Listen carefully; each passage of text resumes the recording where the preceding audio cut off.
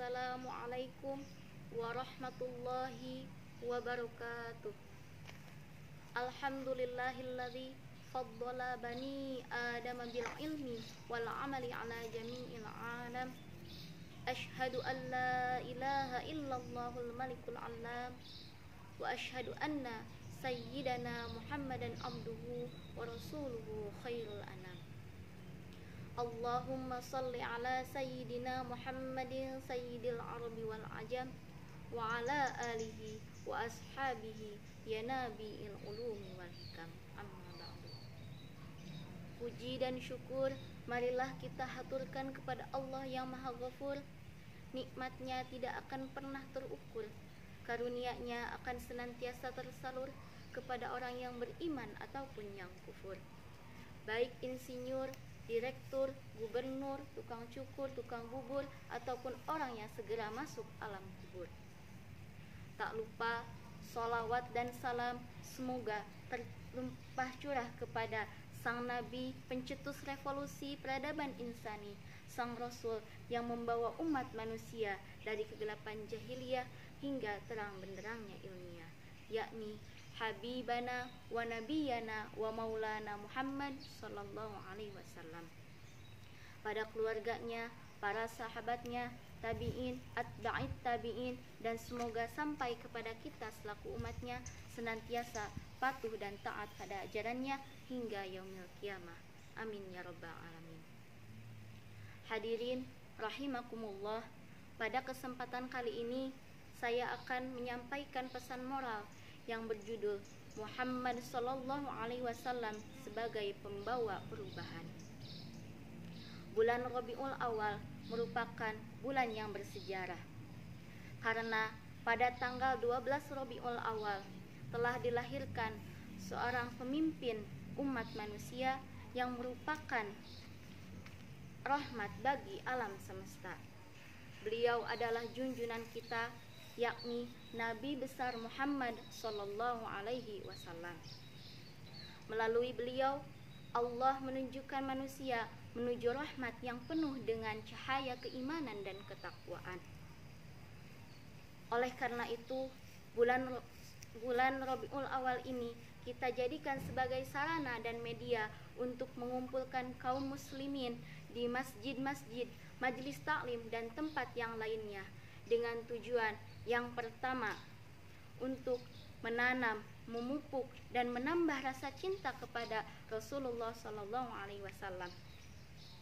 Beliaulah yang telah mengajarkan kepada kita kebaikan. Dengan demikian, sudah menjadi suatu keharusan bahwa kita harus mendahulukan kecintaan kepada Allah dan Rasul-Nya. Yang kedua, untuk mengingat kembali sejarah kehidupan Nabi sallallahu alaihi wasallam. Dengan memperingati kelahiran Nabi sallallahu alaihi wasallam, kita dapat mengungkap kembali kehidupan Nabi sallallahu alaihi wasallam dan perjuangannya dalam membela agama Islam. Dalam memperingati Maulid Nabi sallallahu alaihi wasallam, marilah kita telusuri dan kita hayati perilaku Nabi sallallahu alaihi wasallam yang selanjutnya akan kita jadikan acuan dalam kehidupan sehari-hari dan perjuangan dalam membela agama Islam. Allah Subhanahu wa taala berfirman dalam Quran surat Al-Ahzab ayat 21. A'udzu billahi minasyaitonir rajim. Bismillahirrahmanirrahim. Laqad kana lakum fi Rasulillahi uswatun hasanatun liman kana yarjullaha wal yawmal akhir wa dzakarallaha katsira.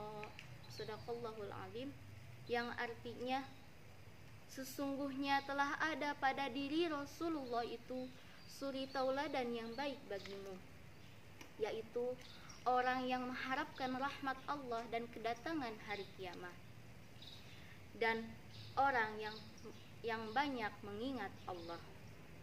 Quran surat Al-Ahzab ayat 21. Dengan kelahiran beliau, kita sebagai umat manusia mendapatkan rahmat yang tak terhingga, yakni berupa hidayah yang akan menembus kegelapan jahiliyah. Di antara tanda-tanda bahwa Rasulullah SAW dianggap sebagai pembawa perubahan. Yang pertama, perubahan di bidang sosial. Pada zaman jahiliyah, sering terjadi ketidakadilan, terutama pada perbedaan kelas, perbedaan ras, dan yang lainnya, antara majikan dan budak. Namun ketika kedatangan Rasulullah SAW, beliau berdakwah kepada mereka bahwa antara manusia yang satu dengan manusia yang lainnya tidak memiliki perbedaan.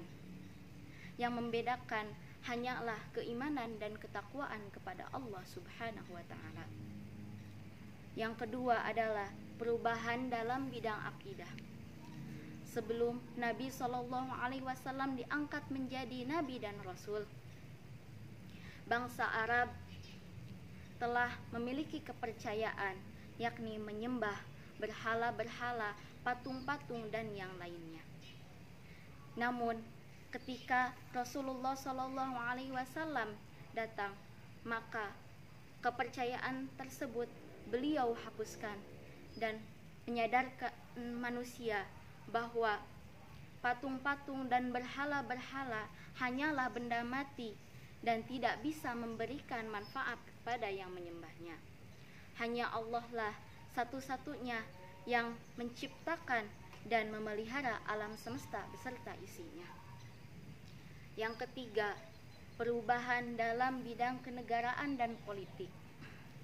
Pada zaman jahiliyah sangat sulit untuk menemukan kebenaran dan keadilan, karena keputusan dan ketentuan-ketentuan hukum tidak didasarkan pada kebenaran dan hak, namun didasarkan pada kekuatan dan kekuasaan. Yang kuasa dan yang kuat menindas yang lemah. Oleh karena itu, ketika datang Rasulullah SAW, sistem itu berubah menjadi demokrasi, keadilan, kebebasan, dan kebersamaan. Segala perundang-undangan bersumber dari Al-Quran. Adapun yang tidak ditentukan sesuai dengan Al-Quran, maka bisa diselesaikan dengan cara musyawarah bersama-sama. Akhir kata, saya harapkan semoga dengan memperingati Maulid Nabi ini bisa menambahkan keimanan dan ketakwaan kita kepada Allah Subhanahu wa Ta'ala dan mencintai Rasulullah Sallallahu Alaihi Wasallam, serta membawa perubahan-perubahan positif dalam segala aspek kehidupan. Ungzur maqala wala tangzur man qala. Wallahul muwaffiq ila aqwamit thariq. Wassalamualaikum warahmatullahi wabarakatuh.